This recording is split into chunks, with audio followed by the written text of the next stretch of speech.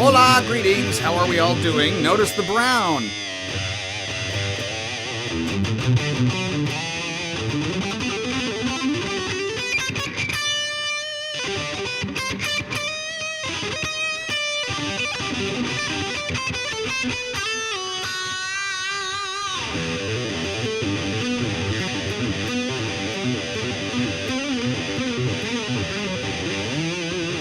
I'm just getting started. All right, Danny. So let's talk shop. So you had me. You're asking me a few questions directly. I'm going to start answering them now, and I do have a few other things to talk about today besides daylight savings time sucking and whatnot. But I'm going to go straight to questions because I don't want you to feel like I'm wasting your time, even though my little man here is coming over to waste my time a little bit. Does a good boy. Look at that friend. Come on, buddy. There's my kitty. There's my good old Bubba. Such a sweet little guy. All right. So anyway, let's get talking about picking first. We'll tackle that one, then we'll start talking about fret hand. So when we're doing this, so there's a lot going into your picking hand with this, man. There's a lot going into it, and it really doesn't matter what way you hold a pick, whether it's like so or like this or whatever. I can hold it with my pinky, and still get it to sound right. Because it's all not about what this is doing necessarily for muting. It's about what this is doing. Also, it's about angle, how you're actually committing to the pick. So let's talk about, there's a couple of different things specifically. We have a guest in the house tonight, by the way. He lives here now. My son-in-law, Christian. You cannot see him, but he is here. Nevertheless, and I am talking with maybe no one, but that's okay. No, at any rate. So what I was saying was that when it comes down to picking, there's a lot to consider. And, you don't really think about it until you actually have to think about it. But there is a lot to consider. If you're playing a riff by somebody that you like to listen to, let's say you're playing Megadeth or you're playing, Metallica or Anthrax or Exodus or whatever, Sepultura is a good example that I'm going to use in a minute. There's a very good chance that you're going to have to change your picking attack if you want it to sound exactly like them, because they're not necessarily hitting it in the same way that you would. So this is only if you're trying to directly copy somebody and sound just like them, which I contend if they wrote a song that sounds a specific way, you probably should try to play it as close to the way they play it as possible. But is it going to mean that you're just going to be a copy of them? Is it going to mean that you aren't capable of bringing out yourself? Well, what do you sound like? No, it's not really related. All it's doing is giving you more options. So if you want to paint that palette in a specific fashion, now you have the tools to do it, So this whole thing with the muting, if I just do that with one string, getting to the fret hand as well, that's why I'm holding it like this. So, this is how I'm holding a pick right now. See? I kind of hold it pretty close to the tip. It's preference. You don't have to. It doesn't matter if it's a flow pick, jazz, That is, by the way, just barely holding onto that. So, I'm going to do this mute, but I'm going to do it in the opposite fashion. I'm going to do it down here to show you the kind of strength that you need to not over mute. This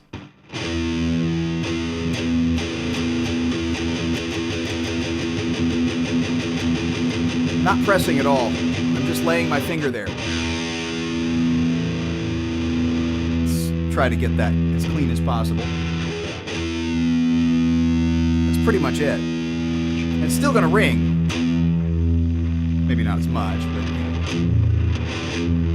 like so. But again, if I kept my finger there, it would shut it off just the same. So what I'm doing is I'm just laying it across this portion here. And to answer more directly, if you're going, I'm not concerned about hitting the other strings. Yes, my finger's down like so, and can mute them, but I'm controlled enough with my picking. You need to work on that. Maybe not so much, actually. Your picking hand is pretty good. You're better than you think you are, I think. But when you're playing this, and you're only playing this, that's all you should be picking. There's no errant ringing. There's no nothing else going on. I mean, granted, you're keeping the strings from moving by having this here, but you're not using it as a stopgap to make sure it masks your errant pick strokes. So if I'm going like this and picking all the way through, sure, but that's not tight. I'm just going to pick those 3 strings.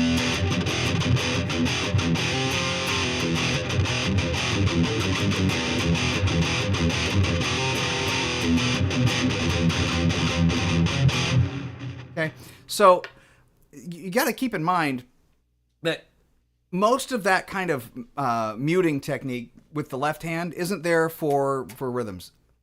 Can be, but it's not really, you know? If I was doing a whole bunch of, like, you know, open chords, you're not muting anything anyway.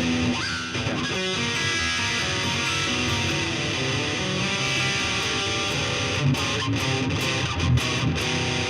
2 notes. Or, you know, 1 string at a time. That,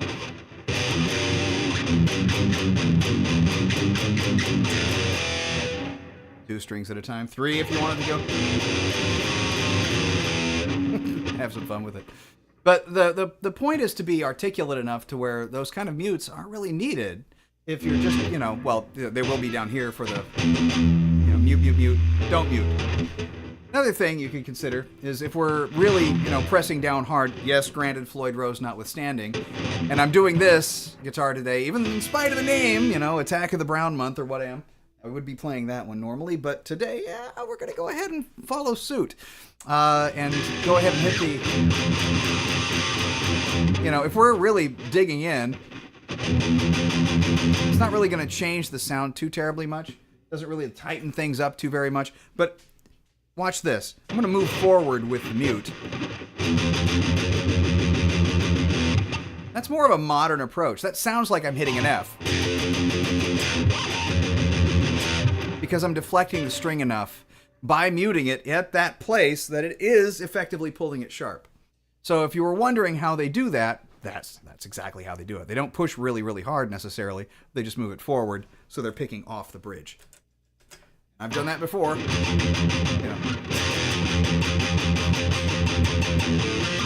How did that go?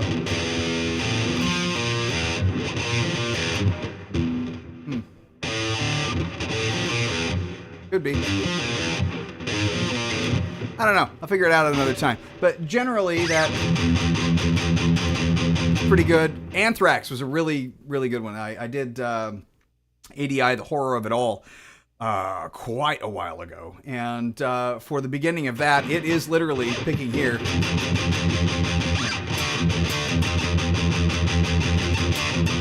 Which normally it's E. That doesn't sound the same though. Listen.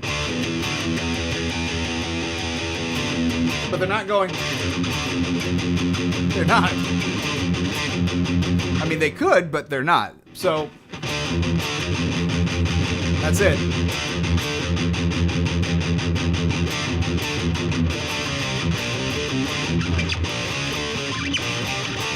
That's it.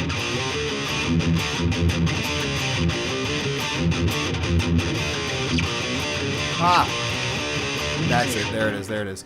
But all that is just by that's the Scott Ian-ness way back when doing modern mutes. Slayer is also guilty of this, but it's not so much guilt. It's just a technique that makes all the harder learning little things, you know, and moving on. So what I was talking about with like keeping other strings muffled while you're playing, it's mainly for like lead work. So if you're doing like single string stuff, I'm keeping the rest of the strings muted just in case. Here. But I am not muting that string very much. There. If anything, that stroke here silences this note.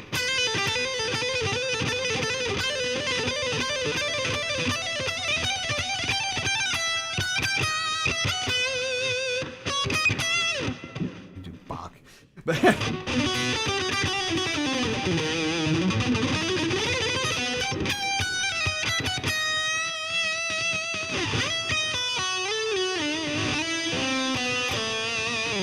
I was talking about, that kind of thing. I'm literally muting these strings here with this finger. So this finger is not always perfectly arched, you know.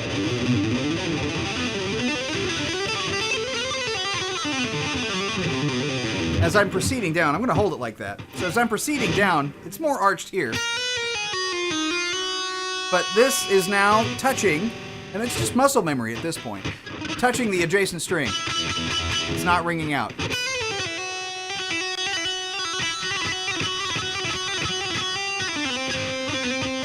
Both of those strings now. So all those, all the rest of them. On the other end of the spectrum, this is where this hand is coming in. Now, if I wanted to pick, open,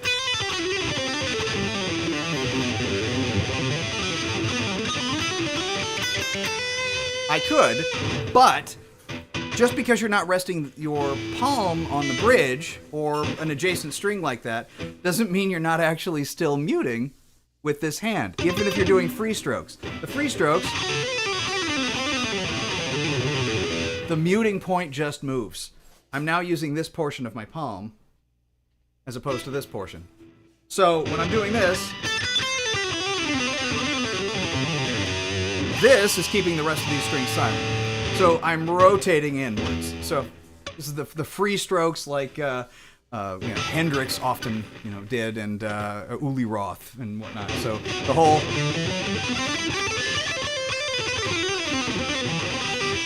I'm not saying I'm good at that. I don't really practice it, but that's where it would go.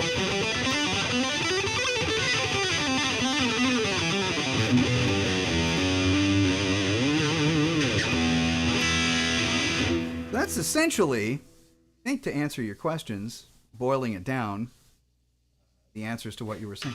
So as far as the brush strokes is concerned, I did have that one thing to say about Sepultura. One of the things that I noticed while I was helping T-Bomb out with that collaboration back in, I think it was March, of Sepultura's Hungry, was that Max doesn't really pick in the same way that I do. And that in order to make the sounds like what he sounds like, you have to treat the pick slightly differently. So one of the things that he does do, to me, this is how I can affect the same sound, is instead of doing like a straight through, he has a brush type of a stroke. It's a little bit more metered and flowing, like you're putting a brush onto something and going, boom, boom, boom. It's a single motion, but it's more of a brush, and my pick is turned slightly down at an angle to help facilitate that. So,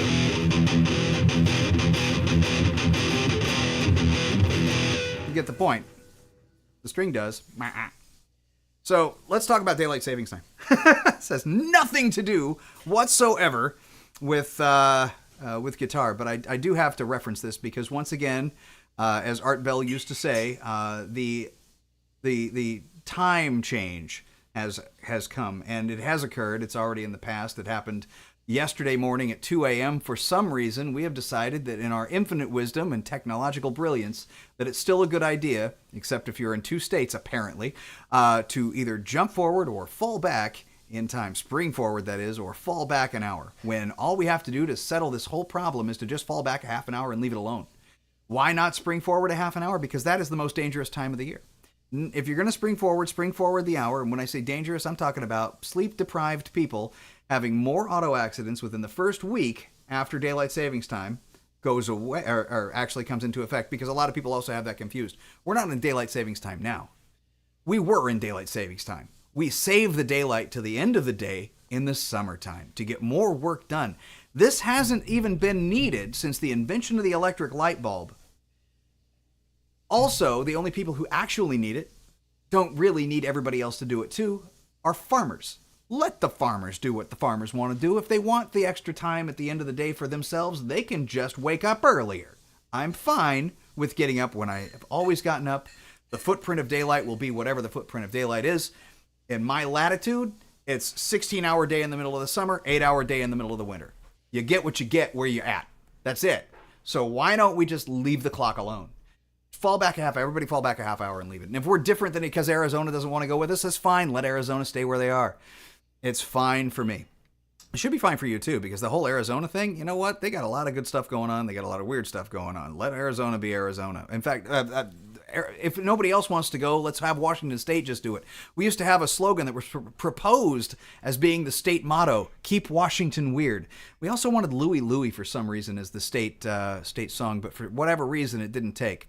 Now, I'm not saying it should have. I'm just saying it didn't. So let's go here. And I do want to make sure that I am on. I'm going to make a couple of people aware that we are indeed, in fact, oh, yes. Oh, yeah, we are. All right, good. So let's see here. Going on with the description, let's talk a little bit more about guitars. Just a little bit. So...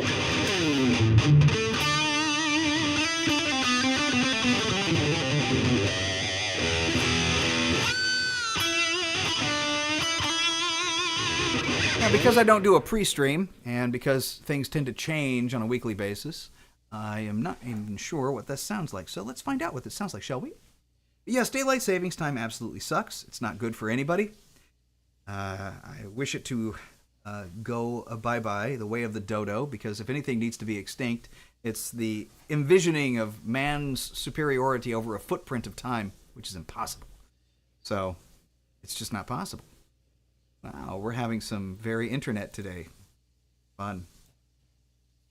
By the way, a couple of channels that I've been subscribing to lately that have always good content. Paper Skies.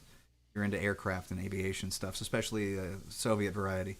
Fun. It's good stuff. You should check it out. And I'm considering upgrading a microphone.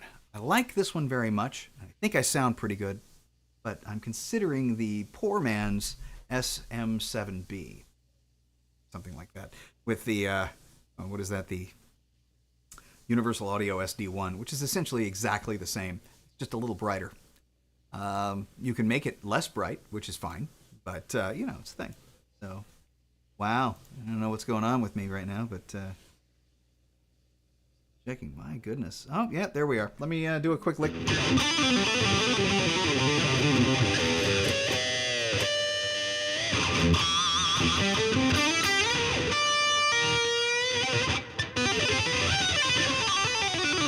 So I should probably talk about something that I did not too long ago, after last week's stream.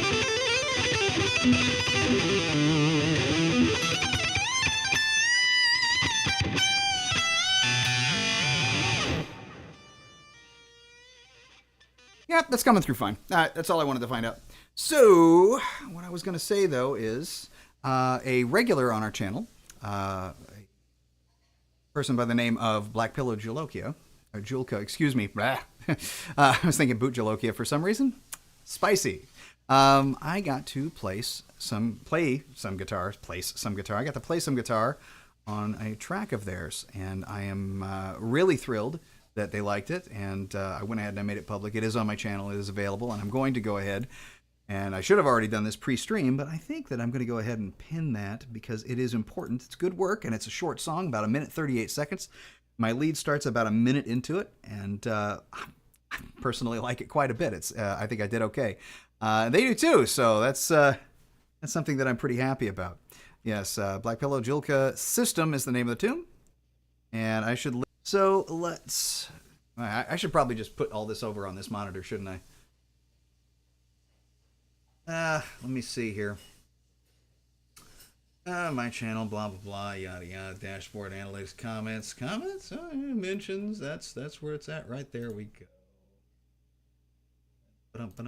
And by all means, subscribe to this person. They make excellent music. They're good for conversation. So, view that video. Yep, good stuff. Now, let me just play it.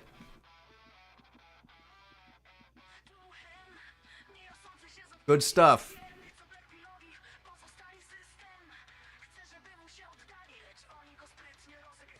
Important stuff.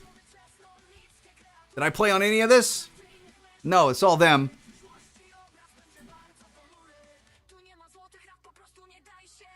But I did the lead. And for me, that's kind of the important part because it's like enlisting somebody, you know, who can do it. You know, would you put a lead here? Yeah, I'll do that.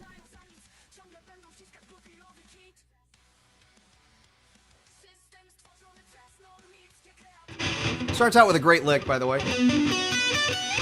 Yeah. I'll go into that in a minute.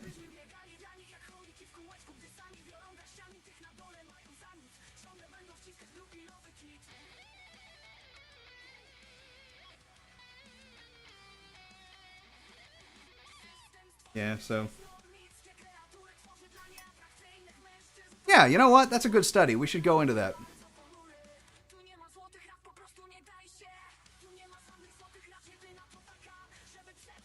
By the way, and interestingly enough, my kid loves this tune. My kid's 24, so, you know. You have a legit adult audience there. It's good. All right, so what in the world did I do? And, you know, like this thing. Subscribe, for crying out loud. Needs more. I mean, that's not enough. So, no, not a chance. Not for that. Not for this level of talent, for crying out loud. So, go on with it, man. This is not a pity party or a plea, but sincerely, you know, for God's sake, subscribe, or I'll kick you in the balls. Yes, that's right. This is unlisted, but I think worthy. So, all right, that's enough of that. So what I was going to say, though, is about that lead. This is good stuff for just about anybody. So we start out with a B minor. B minor strike of the guitar. So that's it, just going up a straight B minor arpeggio. Root third, fifth. Minor third, of course. Sliding up to the 7 here. To the A.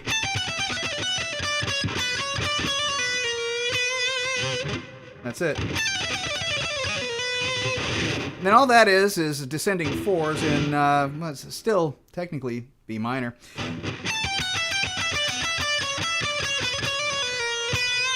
And going down to the harmonic minor 7 there, the natural 7. Going down here. Because nobody uses chromatics enough. This whole thing, there's a romance to it. There's this kind of really nice kind of flow going out of the key, because F is not in B minor. But if you do this, that sounds great. I mean, to me, that sounds great. I love that. It's a good sound.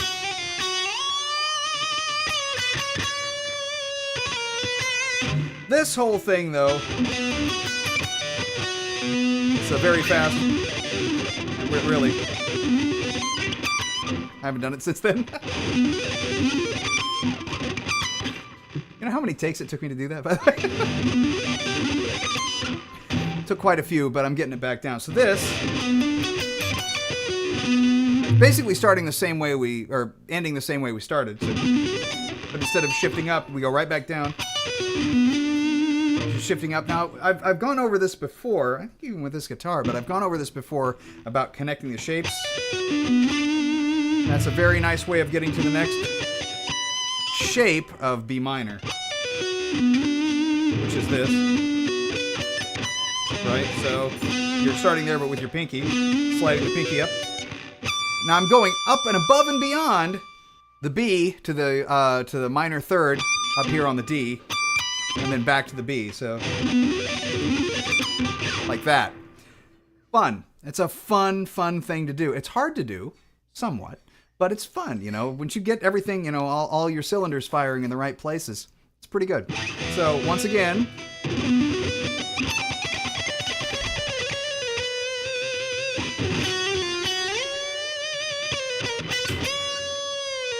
something like that. Just play along at your leisure. Have a good time with that. You know, real time. Yeah.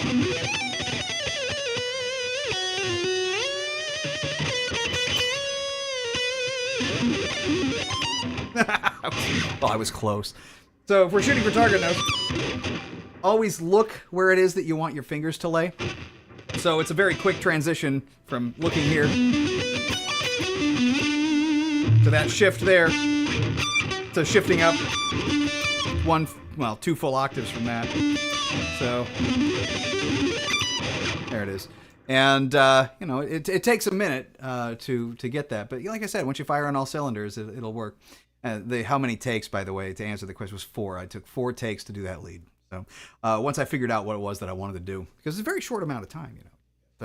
basically 2.5, 3 bars, go. So, what do you do? I'm not sure. So, what kind of statement do I want to make? Well, I wanted to make the music, fit. Because there is a thing about when you're playing, you really, really want to not ruin the song. And this goes for anybody, even people who aren't session players. And I'm kind of a session player. I'm working on it. I certainly don't want to tour the world anymore. I'm too old for that sort of thing. But did I ever? No, but I'm still too old for that sort of thing. And the thing that gets me going, in the morning, is just the love and the passion I have for the instrument. The fact that I want to play in the first place. That's what I'm here for. That's what I'm about. But it's really cool meeting other people and helping them out. If they want me to play a track on their stuff, I'm going to play a track on their stuff. Bill, Julia. Those folks, they've been really cool. So and I'm happy to help out anybody that wants it. So.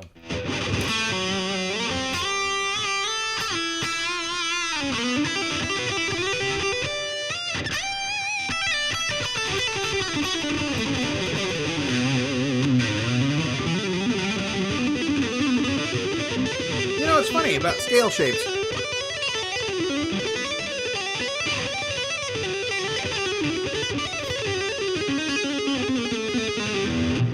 Talk about scale shapes. One of the things that I've been asked before is about favorite ways of getting around like the fretboard, and I like doing things in a slightly opposite, because ascending is always like from the sky to the ground, and going back down, descending is always back the other way, or going up.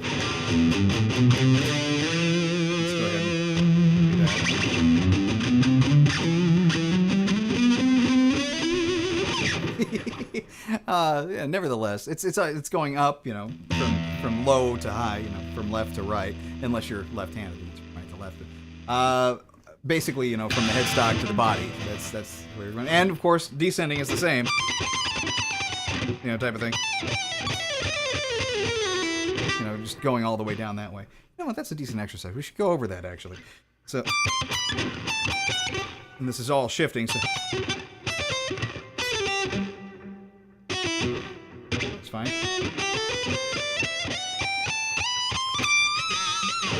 Just kind of scooting up the scales that way. But I like to kind of descend or ascend in the opposite direction that you would expect. So for a descending run, instead of going down that, let's take this. I mean, I'm still going downwards, it's just taking a little more time to do it. And that's kind of fun because I'm traveling this way, and in your mind that you're actually kind of doing an ascending motion by doing that, but you're still descending, right? You can go the other way if you want, or just have fun jumping around. I don't know. I just find it amusing. That's that. A relatively short stream tonight. I think I'm done. And that is the end of it, unless within a matter of minutes somebody else decides to pop in and chime in and say something. Otherwise, I don't have anything else to talk about. Well, I mean, I could talk about a whole lot of things. Political races. I could talk about.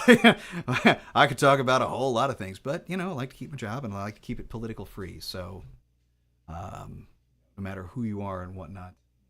Right now, it does feel a lot like the anxiety and whatnot is here. And if anybody wants to see what I feel exactly, I'll just go there and have fun with that. So anyway, I thought that was necessary. Let's see here. But yeah, so I'm looking at the universal audio thing, and I'm also looking at improving my setup a little bit. So instead of just having an SM57, for instance, over there, I have an SM57. An oatmeal raisin cookie, no, and nice little R144, which I thought was an R140, R144. So I'll get those two paired up, so I'll have the classic ribbon 57 combo, and then I'll be sounding like Allman Brothers in no time, doing things like playing that wrong as wrong can be, just to piss you off. Anyway, so all right, let's talk about gain actually before I split. And once again, you know, Danny, this is for you. So this whole thing with the gain,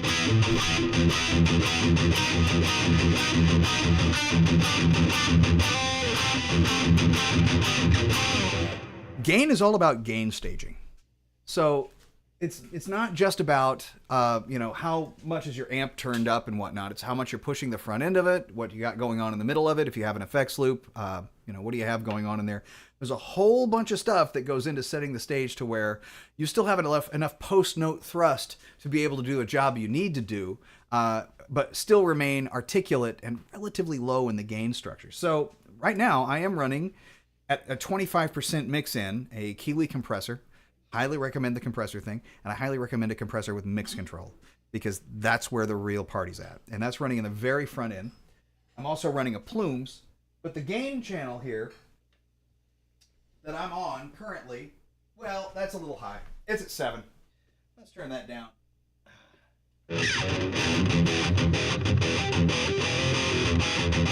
Now that is the rhythm channel of my Ironheart. So that's just, it's not really, let me turn off all the rest of the stuff so you can hear how much gain I'm talking about pushing. So here, compressor's off, Plumes is off.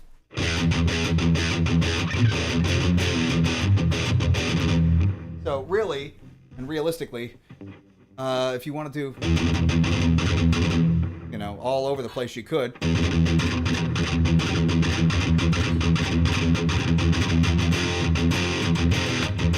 That's the whole point, is to get it articulate, right? So retaining the articulation isn't just about turning up the gain. It's or turning up the high end and all that kind of stuff, because there's a saturation happening in the tube section of the amp.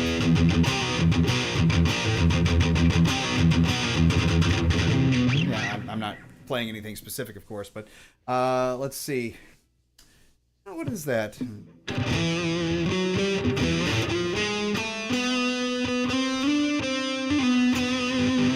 Well, it's King Diamond, because just cuz. Yeah.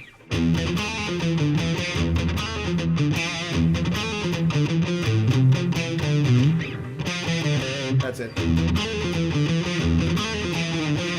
Dang, if I could play it.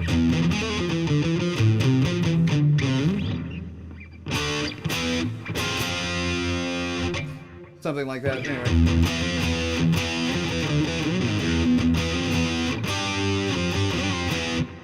Hi, Hopper. The whole point about it, again, is to be able to play in a sense that, I mean, look, I used to practice not only with a clean tone, I used to practice unamplified. And that's how you really know. I mean, just unplug the guitar and start playing. That's how you really know when you're making things sound kind of right. Now, playing unamplified does not help you when you plug in real time, seriously, because you're going to have to play to the effect of the gain. The gain structure on an unamplified, completely, you know, guitar is different than when you plug it in and have some gain. But not by much. It really is only about attack, how you're brushing through the strings or popping through the strings. And when I say pop, I'm not talking about the technique, you know, the stupid bass thing that a lot of guitar players try to do. Leave it to the bassists. It's their thing. I'm a guitar player, I have to play like... You know, you don't have to play like a bass player. Let the bass players play like a bass player. Play the guitar like it's supposed to be played. So now I'm going to add the compressor. You're going to hear an articulation difference. But it's subtle. Very small. There's just a little bit more gain running into that channel.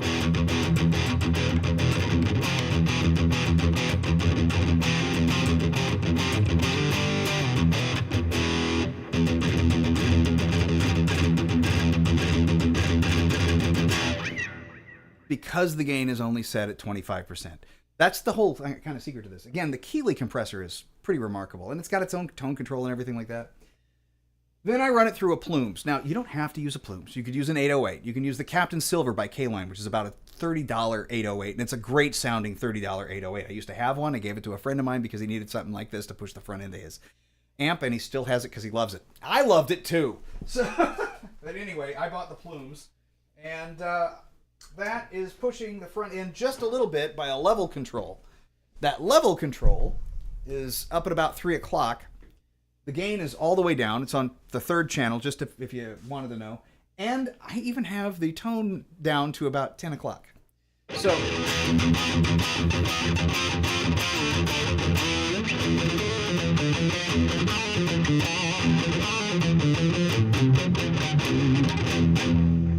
and it's not too much. It's still clean. It's articulate. But I have enough post-note thrust to do leads.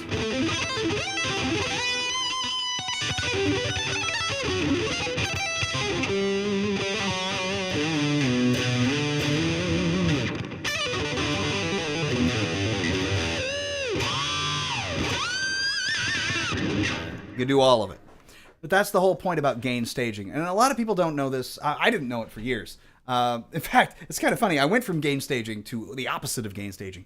When I was younger, because anytime before this second, right now, and right now, and right now, and right now, I was always younger.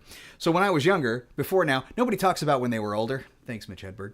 When I was older, I used to do this. So, yeah, it doesn't work that way, does it? So when I was younger, and I'm talking about like between the ages of 16 and 18, even some parts of 15, but 16, 18, all the way up to 19, I used to play with 2 distortion pedals. Not 1, but 2. And technically one was a distortion, one was an overdrive, into a clean amplifier that was all tube, because the PV Mace, as loud as it was inhumanly loud. It was more like a bass or an organ amplifier. It was 6 6L6 GCs pushing the power section with a boom or thrust or grit or anything to it. It was not that kind of an amp, but that's the kind of amp I had. So, you work with what you got. So I had they're kind of expensive now, but not when I had them. They were just a dime a dozen, and they were just sold by Ibanez. So I had an Ibanez MS-10, the metal I think it was the MS-10, the metal charger. I had an MSL as well, the Super Lead, which actually the MSL was a fun one. It's what is that? The black and pink one that only came out in like 1985. But I had one of those. It's the best tube screamer I ever used, because there was just this specific tone hump in there that made everything sound really saturated and wet, but it made everything you played here, like lead tone wise, sound like you're on your neck pickup. That's no joke. I mean, you can be on your bridge all you want. It just sounded like your neck. It was perfect. So, at any rate, I loved it, and I sold it, and I miss it, and I'm not going to spend like $400 to $800 to get another one that may or may not work very well, because the switches were always wonky on those old Ibanez pedals. But not the really old pedals, but just the ones made in the 80s, the whole like reissue series with the TS10. So the other one that I had was a TS10. So the Tube Screamer reissue. So I didn't have a TS9, I had a TS10, I had a metal charger, and I ran one into the other. And so if I wanted less gain loud, I used the metal charger. And then most of the time I just ran the 2 of them together, and I just had more gain than like Chernobyl had when it blew up. Seriously, I had a lot of gain. And so, but I had good company. I had learned that Gary Holt used 2 distortion pedals. I don't know what they were, but I heard that he used them. So I'm like, all right, well, I'm doing all right. I'm doing fine. Besides, I'm substituting for a gain channel on my amp, so it's okay. And I play a lot of interesting things, and the sound was actually, half decent for a guy who didn't know what he was doing. So I got an ADA MP1 when I was 19, and I plugged that into the preamp section. I literally drove the Mace with it, because the whole thing was like there was really no preamp section to speak of. It's a clean amp. So I just plugged it into there, and I ran it through. And I discovered something. I discovered that I absolutely sucked, or at least according to my own standards. And I had to relearn over the next year how to actually play on a real amp, not just through a bunch of pedals. The picking was wrong. The things just didn't sound right. And I did. Over the next year, I learned how to play with a whole lot less gain than I was accustomed to. But I also learned that that's the way it's really done. You turn that gain down. Even if I was on 10 on the MP1, it wasn't enough gain. You still had to push the front end. You still had to drive it. But it didn't sound as good. So you had to turn that down and then push the front end if you're going to push it at all. But I found out that with a gain about 7, I didn't have to. That's the sweet spot. That's where it was at. That's where it's supposed to be. Well, at any rate, I don't have much more to say regarding the month of brown, because November means brown everything, of course. I almost look like I work for UPS, but I do not. So, not that there's anything wrong with that.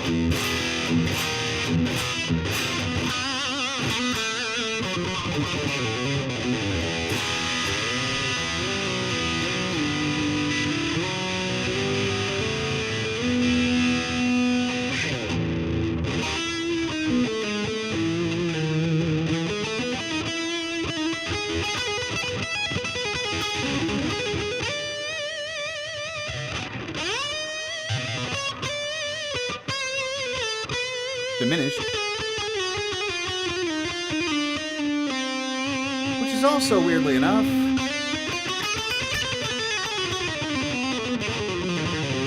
the Arabic scale. But that's a story for another day. Well, if you decide to join up in about 2 minutes or so, and I'm already gone, sorry. But I'm going to have a nice night, and you guys have a nice night too. If you're in America, and you don't know who your congressman is, don't vote tomorrow. If you do know who your congressperson is, or you know who you'd rather it be, go vote. Uninformed voters suck. Have a good night, everybody. Bye.